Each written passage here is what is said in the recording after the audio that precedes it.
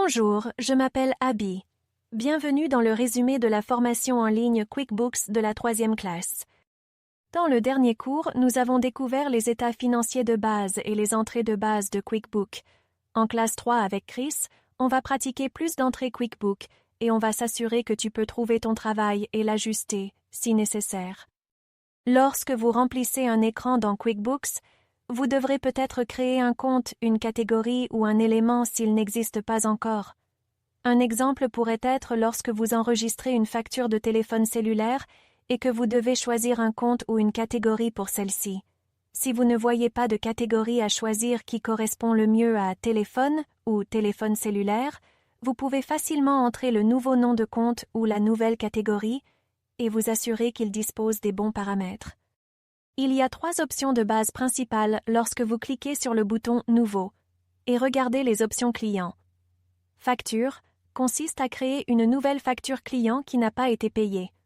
Recevoir un paiement n'est utilisé que s'il existe déjà une facture existante dans QuickBooks et que vous recevez un paiement, ou il peut être utilisé si vous recevez un dépôt.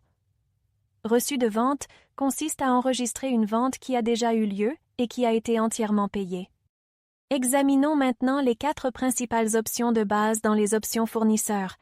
Dépense est utilisé pour enregistrer une dépense ou un actif qui a été entièrement payé et que vous n'avez pas utilisé de chèque. Chèque signifie que vous avez acheté une dépense ou un actif et utilisé un chèque. Facture est utilisé lorsque vous recevez une facture et que vous ne la payez pas en totalité.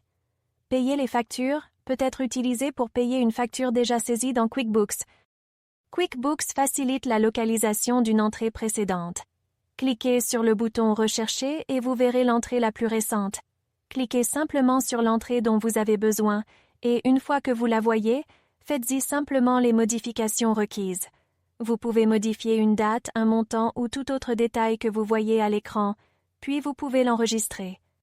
Au bas de chaque entrée se trouve un bouton « Plus ». Ces 5 éléments vous facilitent la vie. Copier.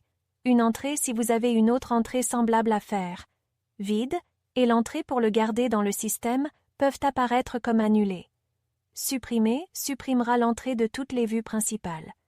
Transaction journal nous montre les débits et les crédits qui se produisent en arrière-plan. Historique d'audit nous montrera tous les changements apportés à l'entrée. Pour résumer la 3e classe, on s'entraîne à faire beaucoup d'entrées et on s'entraîne à ajuster les entrées. Vous devriez être plus à l'aise avec la saisie et vous pouvez toujours vous rendre dans l'entreprise témoin de votre étudiant pour répéter les exercices. C'est l'heure de la blague.